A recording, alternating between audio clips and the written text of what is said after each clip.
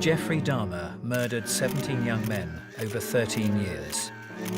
He would cut open his victims for his own sexual pleasure, preserve their severed body parts, and towards the end, eat their thighs, biceps, and hearts. But how did this once apparently innocent child turn into one of the world's most gruesome serial killers? Did circumstance drive Dahmer to carnage and cannibalism, or was he born to kill?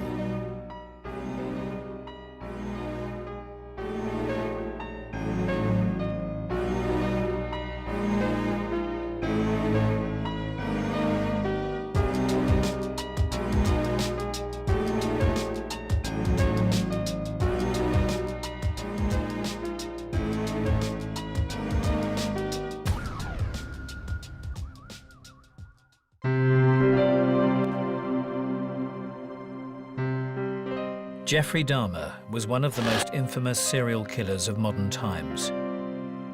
His name is synonymous with mutilation, necrophilia, and cannibalism. You think of the crimes that he committed, they're so horrific, you kind of think only a madman or somebody totally evil incarnate would do this. But when you talked with Jeff Dahmer, you just did not get this idea. He could be engaging, he could be bright, witty, he could make jokes.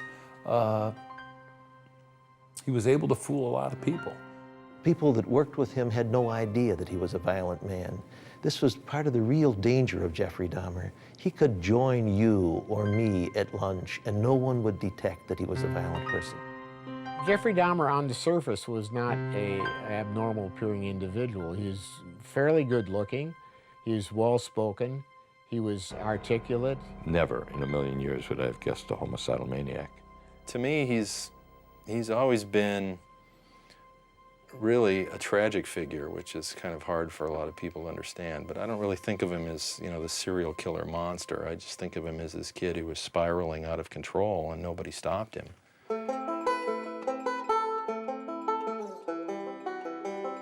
Jeffrey Dahmer grew up in the small rural town of Bath, Ohio, a middle-class boy from Middle America.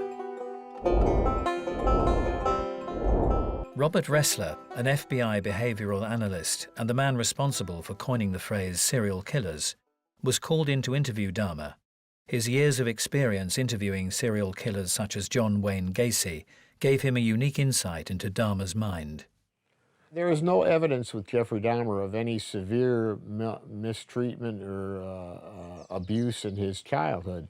His mother had a mental problem. She was depressed most of the time. She slept a lot and dropped out of family activities. The father was a PhD chemist and a very busy and very intelligent man who spent a great deal of his time at work. Pat Kennedy worked the beat in Milwaukee for over 25 years. Back in the summer of 1991, he was assigned to the Jeffrey Dahmer case and spent 6 long weeks with him. He knew him better than most. He was a product of upper white middle class. He was educated. He came from a family of means. Yet the fractures in his parents' relationship left a young Jeffrey feeling isolated. His interests turned to animals. He viewed them very differently to how most children look upon their pets. He stated when he was a very young child, 7 or 8, he had found a decomposed squirrel. And the bones were there. He kind of took it apart. He said that he found a roadkill and he wanted to see what was inside it, like a raccoon or a dog. He brought that home. A dead dog that he found on the side of the road was hit by a car, cut that open and looked at the insides of that. Jeffrey started to do this from a very young age. He would roam the surrounding countryside looking for roadkill to add to his growing macabre collection. His fascination with bones would continue into his adulthood, but he would eventually move from animals to humans. As he got to be about 13 or 14 and he was coming into his sexual awareness, that he had had some kissing with another boy in the neighborhood, and he realized that he was attracted to boys.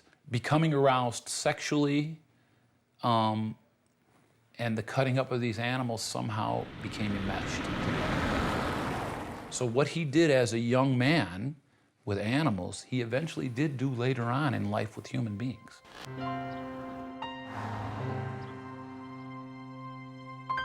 John Backdurf first met Jeffrey Dahmer when they were at school together, here at the Revere High School in the mid-70s.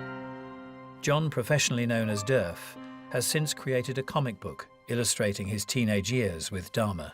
Dahmer? Well, he had a pretty rough time here, as did a lot of us. You know, he was a constant victim of harassment and abuse. Was beat up a lot, especially early on. Later, you know, they sort of got bored with him, but early on, I imagine he had it pretty tough. Dahmer discussed his childhood at length with Robert Ressler. This is the first time these recordings have ever been heard. I was up visiting a friend's house, walking back home in the evening, and I saw these three seniors from high school approaching me in the darkness. And I just had a feeling that something was going to happen. Sure enough, one of them took up a billy club and whacked me on the back of the neck.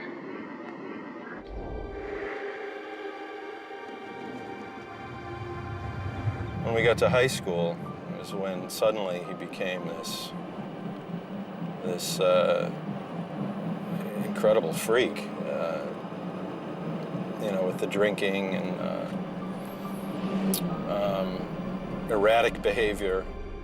By this time, Dahmer had discovered that drinking was one way to dull the pain of his confusion over his sexuality and his sinister fantasies. Did you have problems with daydreaming where you didn't concentrate in school? Well, in junior year, that's when I started drinking, so that was a problem. Yeah. Were you ever called on the carpet for that? A couple of times. Yeah. Or did you have problems as a result of that? I was punished for it. Yeah. Obviously, someone getting drunk at 7 in the morning is not a good thing. Showing up at school just reeking of booze. Jeffrey was a lonely teenager who kept to himself. When he did become the center of attention, it was accidental. Well, I was on the yearbook staff along with a couple other of my friends. So we would goad Dahmer into sneaking into various photos for the yearbook, and one of those was the National Honor Society, which obviously he was not a member of. And when the advisor caught a look of it as we were pasting it up, he blacked his face out of the photo, which they then ran, which is sort of a symbol of his wasted youth. Just this blacked out face, you know, the boy who didn't exist. Jeffrey's complex character meant that while seemingly happy to fade into the shadows, he also felt a desperate need to draw attention to himself. A bunch of us got together and put a pool in of $35, I think it was, for him to put on a performance at the mall of his seizures and epileptic fits and various acts of weirdness.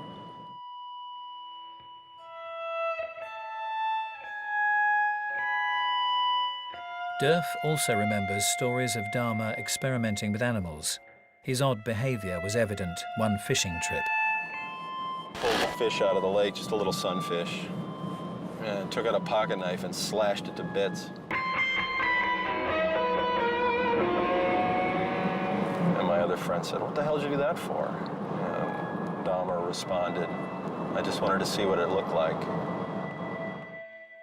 As a teenager, as an extension of his childhood fascination of dead animals, Dahmer began to construct fantasies of sex with dead or unconscious men.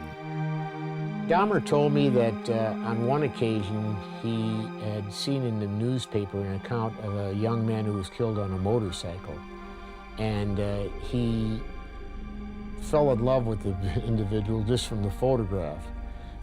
He actually went to the funeral home to view the corpse, but he became so aroused that he excused himself into the bathroom where he masturbated. This was also apparent in his fantasy of killing a local jogger. He thought he would wait in the bushes with a baseball bat. This guy would come by and he'd bonk him in the head and he'd have this guy. And he actually said he went out and waited for the jogger one day with a baseball bat, but he didn't come by that day. The breakdown of his parents' marriage meant that 18-year-old Dahmer was left alone with his fantasies. His mom split, and his dad had already left, and he was left alone in the house. But the adults really failed him, there's no question. His parents, his teachers. Were you pretty upset by that breakup? I knew it was inevitable. Yeah. It was pretty obvious. Yeah, I was upset. Yeah. Depressed. Yeah. Nothing I could do. Yeah, for sure. And it was this that led to the death of his first victim. Dahmer told me that one fantasy that he had was that he would encounter a hitchhiker, and he would have a narrow waist, broad shoulders, a bare chest. He would not have a shirt on, and he would have very little hair on his body. He would pick up this hitchhiker, and that they would have a great time together and all sorts of sexual adventures. He was driving down the road, and he saw his fantasy hitchhiker. The subject of Dahmer's fantasy was 16-year-old Stephen Hicks. Hicks was a free spirit who was hitchhiking to a summer festival. This was a common form of transport in 1970s Ohio. Little did Hicks know who he would encounter in this car. He brought the guy home. They had access to alcohol. They were drinking. They got a little intoxicated. But when the guy wanted to leave, Jeff did not want him to leave. He wanted him to stay because he was lonely, and also he was intoxicated. He said that when he tried to stop the guy from leaving, a little bit of a wrestling match broke out. And as they were wrestling around, that's when Jeff grabbed the hand barbell and smashed the guy on the head. Now, he said when he hit him, he wasn't thinking, I'm going to kill this guy. I just want to keep him here. Dahmer cut the body up and placed it in black bin liners. He loaded them into his car and was planning to dispose of them when he was stopped by a police officer for a minor traffic offense. As he was writing him a ticket and came back to give him the ticket for crossing the yellow center line, he, like any police officer, he took his flashlight and flashed inside the car to see if there's any weapons or any contraband, like any good cop. And he saw the 5 bags. And the guy actually said, hey, what's that back there? And he said, oh, that's just some trash I was going to take to the dump that I just didn't get there yet. And the cop gave him the ticket for crossing the center line and left. This was the first of the many missed opportunities when Dahmer could have been stopped.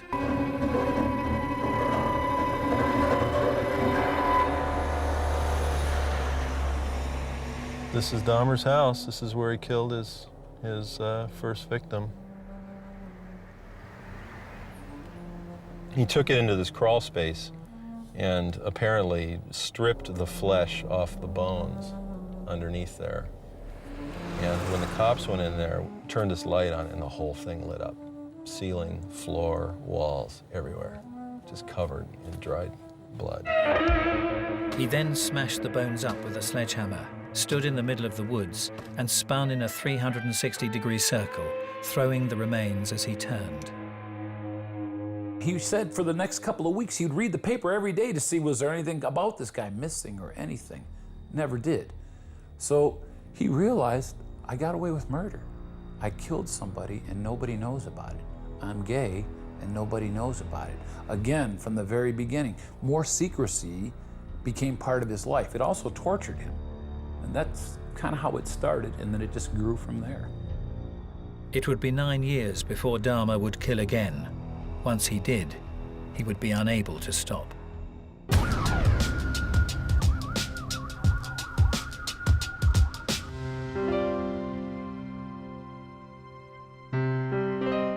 Jeffrey Dahmer began to drink heavily after enrolling in college. His attempt to lead a normal life was not going according to plan. After he had flunked out of Ohio State for being drunk and then got kicked out of the Army, he had a short stint down in Florida. It didn't last very long. With no job and no skills, but consumed with a desire to kill again, Dahmer went to live with his grandmother in Milwaukee, Wisconsin, trying to find solace in religion. And he said when he first came to West Dallas, he would go with Grandma to church on Sundays. He tried to read the Bible. He totally didn't do anything homosexual. He didn't try to get involved with any kind of gay stuff. He said he really thought, this is the way to go. Religion is going to be my savior. For a while, Dahmer was able to control his urges. However, this proved to be the calm before the storm. An interesting thing that tipped the balance for him was he was at the Wauwatosa Library. As he was sitting there reading a book, a young man walked by him and threw a crumpled up piece of paper in front of him and walked by. And Jeff took it, opened it up, and inside it said, if you want a blowjob, meet me in the men's room. Do you think that that note-throwing thing was kind of a catalyst, kind of a trip-off? It seems that way to me. Yeah. Because that's when everything started falling apart again. What did that mean to you? I mean, this thing. It just, well, I was just sitting there sort of throwing out a challenge to whoever, and sure enough, it started falling You didn't apart. go, you didn't follow the guy. I didn't. You didn't meet up with him. He said that set the stage for seeking more contact from a sexual side with young men, and that led to homicide, and that went on 17 more times. Incapable of relating to people, but desperate for his own brand of necrophilic sexual contact, in 1985, Dahmer started to hang out in gay bathhouses, where he would take his partner to a cubicle and drug them. He was a very selfish lover. He wanted to be the giver. He did not want to be the receiver of homosexual sex. Actually, he enjoyed oral and anal sex, but did not want anyone to perform anal sex on him. Sex for Dahmer was a matter of obtaining and exercising physical control of his partner, but when word got around that he was drugging young men, he was banned from the local homosexual hangouts, so resorted to using hotels. Jeff met an individual at a tavern and convinced him to come back where he had a room here at the Ambassador Hotel. And he brought the gentleman back to his hotel, drugged him with the drug-alcohol combination. And then Jeff himself, according to, he blacked out. When he woke up in the morning, this person was lying next to him dead, and was beaten about the face and the chest and the body. And Jeff figured that he did kill him, but he didn't. He couldn't remember doing it because he was in an alcoholic blackout. He went to a department store across the street, and he bought a very large suitcase, or a small trunk, if you will, and brought it up to the room and put the body in it, and actually had the hotel busboy help him bring the body down to the street where he hailed a cab. The cab driver helped him load it into the cab and said to Dahmer, "This is really heavy, buddy. What do you got in here, a body?" And Dahmer said, "Yeah, I do," and they both laughed about it. After the Ambassador one, did you find that pleasurable, or was that equally frightening? Yeah. For what reason was that one frightening? Because it was totally unplanned. It was a total surprise to me that it happened. That it happened, yeah. For the people of Milwaukee, it was just the beginning of a killing spree that would last 5 years.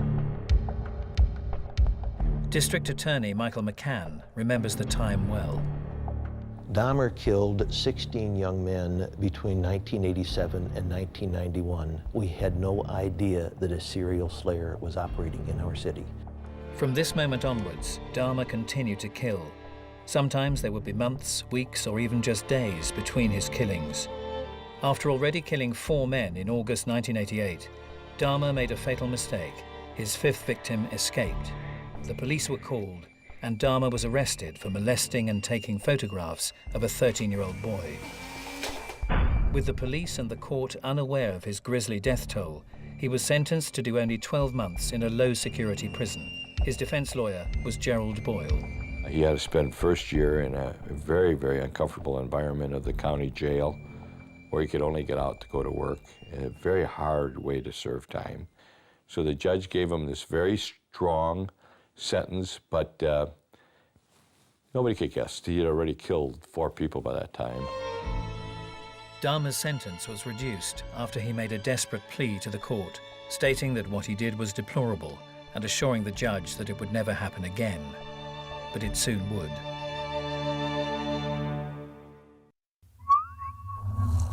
Dahmer needed to get his own place.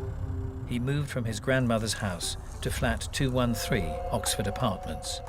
So here's the building where it used to be, and now the city has done nothing with this.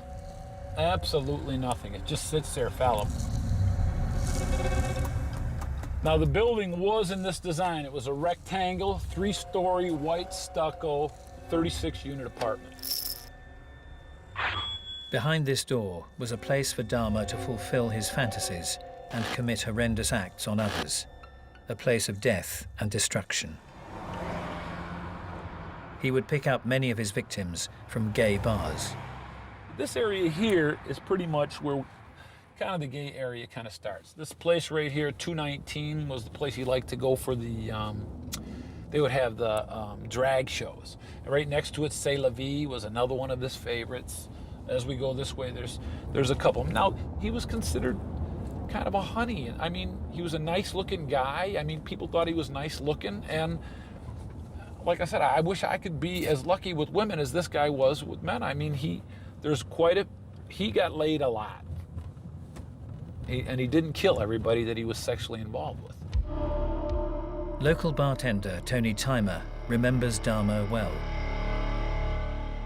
Come to the back bar and he'd order a drink and he'd get a drink and he'd go and he'd sit in the corner. He was in his own little world, or like he was always waiting for something, which obviously he was now, you know. It was here that Dahmer met Tony's good friend, Eddie Smith.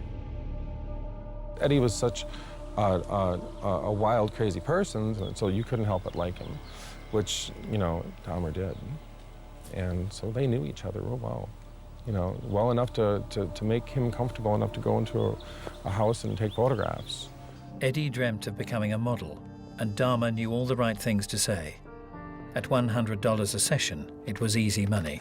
Eddie would be sitting at the bar, and all of a sudden, you know, sometimes he would turn around and say, I gotta go, gotta make some money. And I'm like, where are you going? And he'd just turn around and look towards the hallway, and I'd see Jeffrey standing right there. And I'm like, oh, you're going, okay.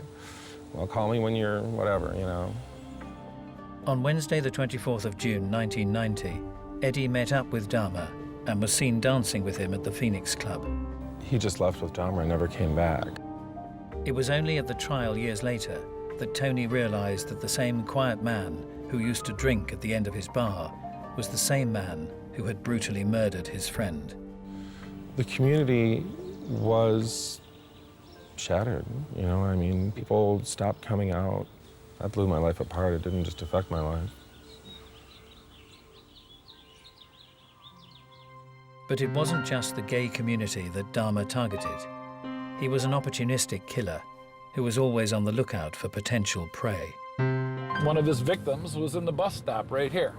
Right up here is a young man from Upper Michigan who was just down here visiting. And Jeff Dahmer met him in the bus stop right over there in front of that McDonald's and convinced him to come home with him. And that was the end of that guy. Some of the men that he victimized were homosexual, some were not. He would approach them and suggest that he'd like to take pictures of them when they come to his apartment. He had already prepared at that apartment a drug that he would induce them to drink. He said once he snapped the lock on the door and the person was in his apartment, he seemed to become more aggressive, more powerful. It was almost like a psychological transformation, and he became more sexually aroused. He would lay listening to their heart, and he trained himself to learn when they were coming out of the drug-induced coma by their breathing, because it would start to get kind of sharp and short from the long breathing of a drug-induced. And that's when he knew it was time to kill them. He would then perform oral sex on them before strangling and dismembering them, and often keeping his favorite body parts around his flat for days on end. Sometimes he would have sex with the individual as they were unconscious, but always after they were dead as well. So it became, I think the preference was for the dead person, because that way he didn't have to deal with conversation, he didn't have to deal with denials or rejections. It was strictly on his own turf at that time. He had all of his victims back at his apartment, where he would be able to enjoy himself by going through the rituals that he needed to perform. Acts of sexual activity combined with destruction of the bodies. He would come back from work and make love with the dead body. He would sleep with it. He would lie with it. He would rub it and have sex with it. He was just very, very enamored with the concept of opening a body, seeing the internal organs spill forth, and several of the bodies he would put in his bathtub and pack with ice in midweek because he had to work the next day, so he could keep them for the weekend where he'd have more time to enjoy himself with these bodies. He said to do that he'd have to shower with cold water so he wouldn't melt the ice. It was uncomfortable, it was well worth it. One way to understand Dahmer's obscure fantasy world is to talk to someone who shares Dahmer's interest in death and bodies. Nico Klaus is better known as the Vampire of Paris. A convicted cannibal and murderer, Klaus killed a man in cold blood in October 1994. He served just 7 years in prison and is now free to walk the streets. So I can really relate to somebody like him. I can understand what went through his mind and what his obsessions were. He was really concerned with the aesthetics of death, how beautiful they looked like in his eye. This is why he took photographs of his victims. He would pose them in twisted positions. Yeah, what was the idea of the posing there? It was just a way to exhibit control, the way I wanted them to look, and to accentuate the physique. Keeping these photographs then was important to you as well. I'd use them for masturbation. Yeah, and you had a lot of them. Right. It continued on and grew in momentum, that the passions and the lust became stronger. His want to look for this perfect orgasm, I guess you could call it. He had to do more and more things in order to have this satisfying orgasm. It just started with having pornographic, homosexual sex, and then actually having homosexual sex with people in the baths, and then having sex and killing, and then having sex with dead people, and then having sex with the viscera, and then actually eating the people that he had sex with to get this superb orgasmic experience. How does a human being get to the point that they can only eat the flesh of another? Only another cannibal can truly know. Nico was working as a mortuary assistant at a Parisian morgue when he tried human flesh for the first time. There is a state of euphoria.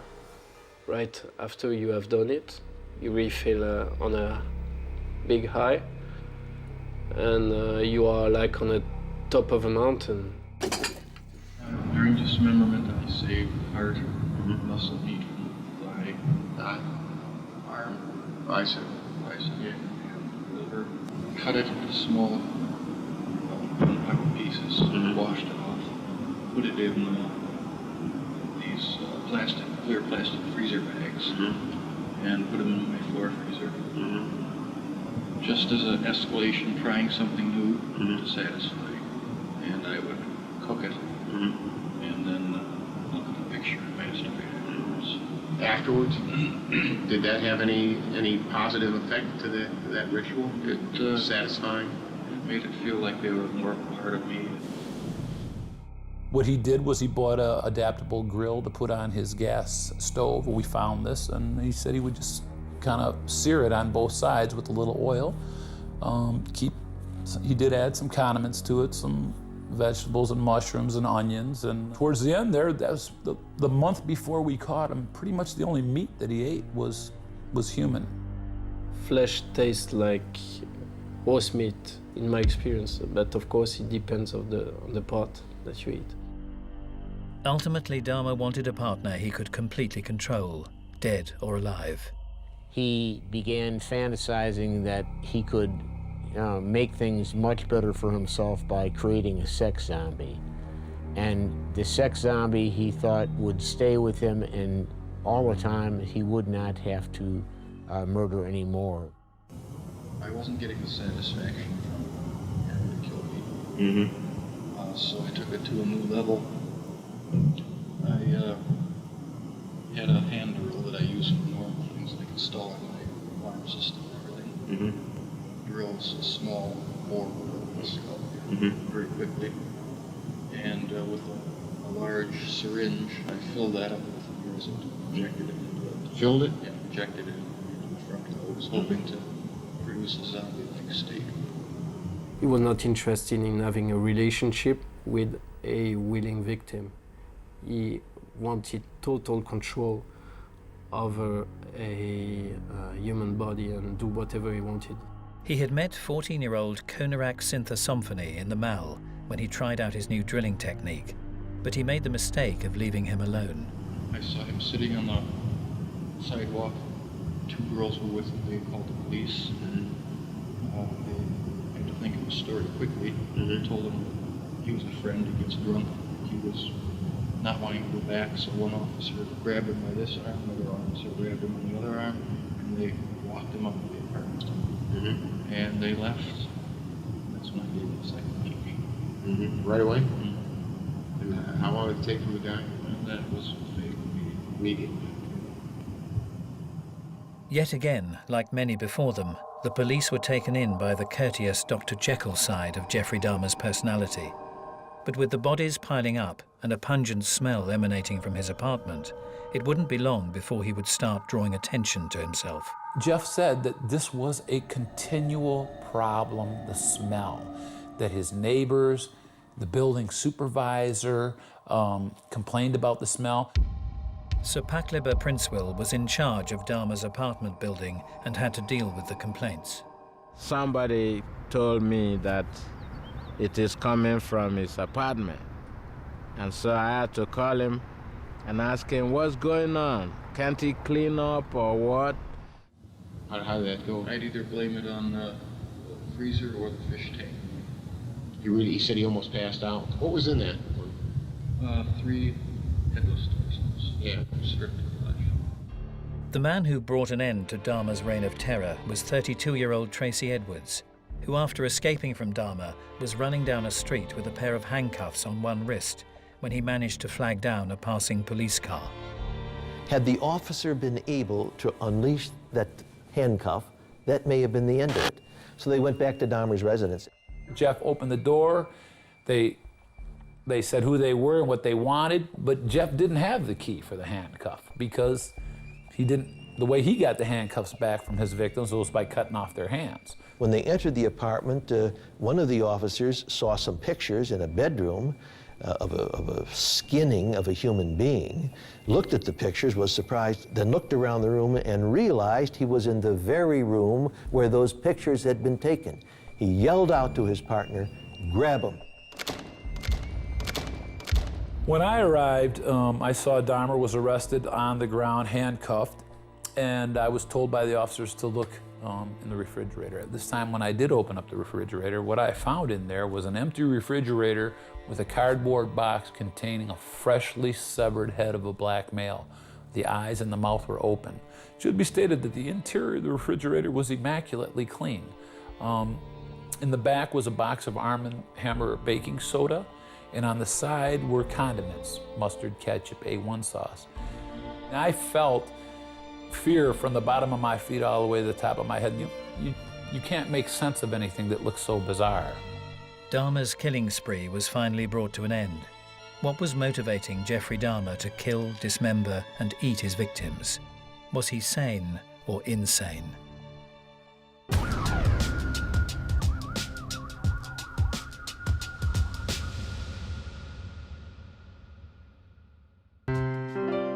Jeffrey Dahmer was just 18 years old when he took the life of his first victim. 9 years later, he was driven to kill again. It was after this that the killings escalated. He continued to kill, and for years he got away with murder. No one suspected the mild-mannered, good-looking, middle-class boy of any further wrongdoing.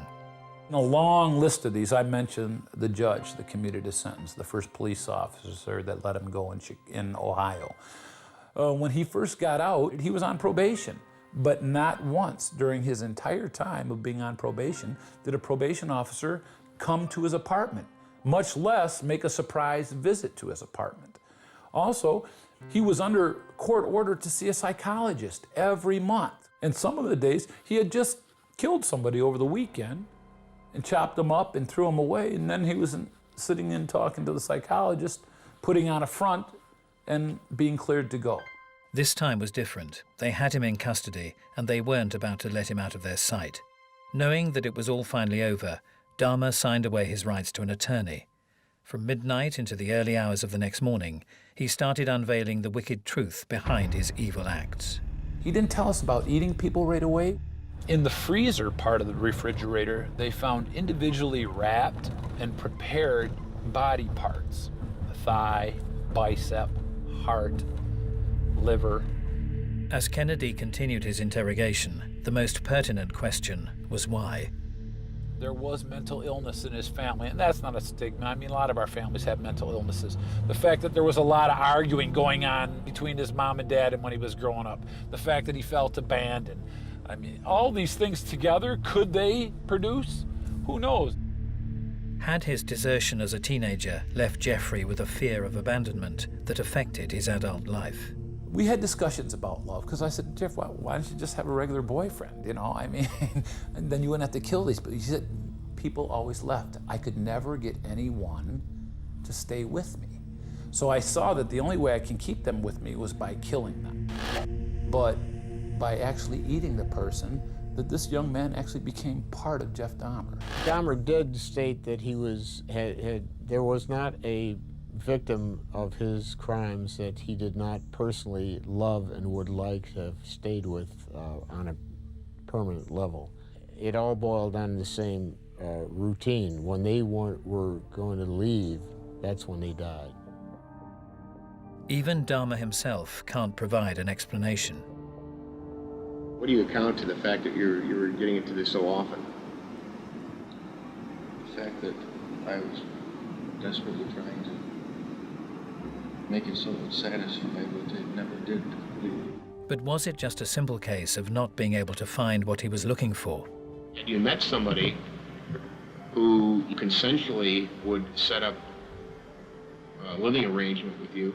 Would you have abandoned then the procedure that you stayed with? The person would have had to be totally compliant, willing to do whatever I wanted. And there's just aren't many people like that. That's true. There was never any doubt that Dahmer committed these heinous crimes.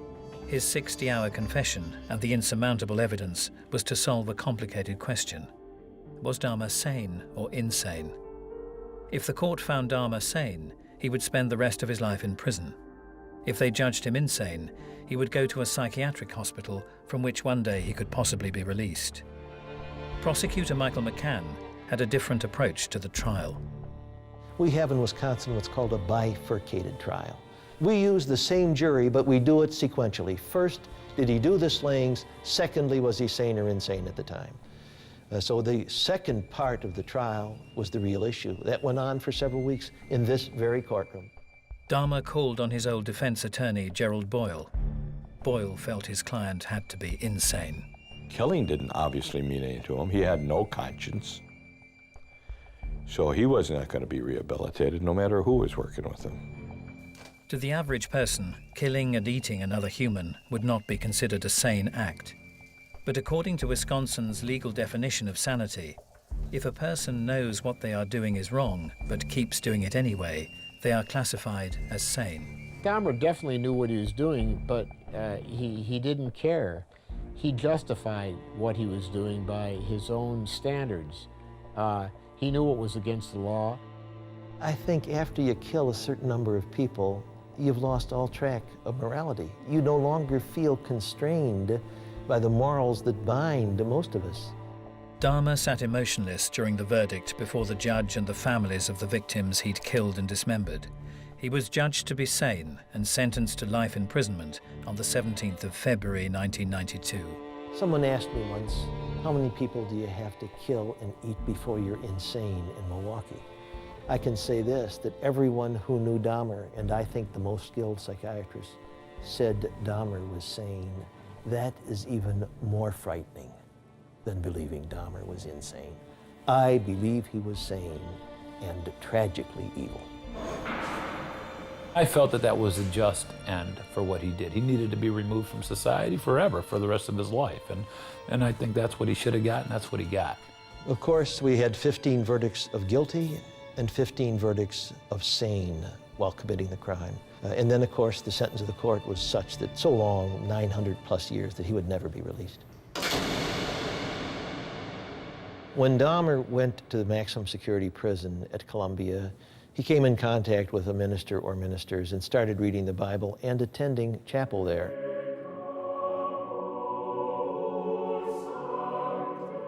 Faced with life imprisonment, Dahmer turned to religion once again for comfort and possible salvation.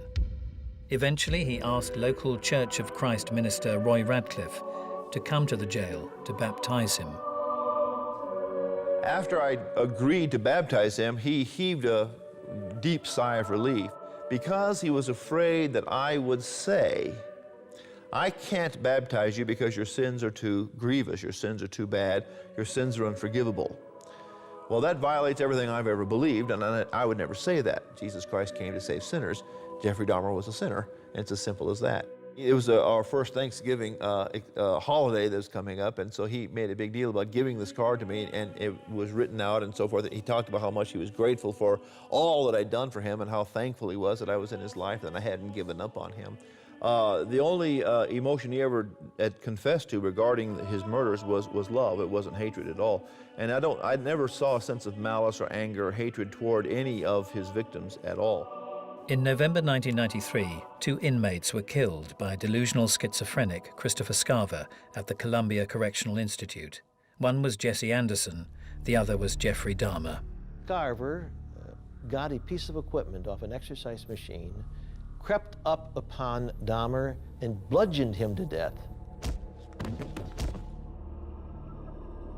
and then crossed a gymnasium and bludgeoned to death Anderson. He knew that he was going to be killed if he asked for the general population. And talking to the investigators said that the gentleman that was killed with him, Jesse Anderson, had all kinds of defensive marks where he tried to stop Carver.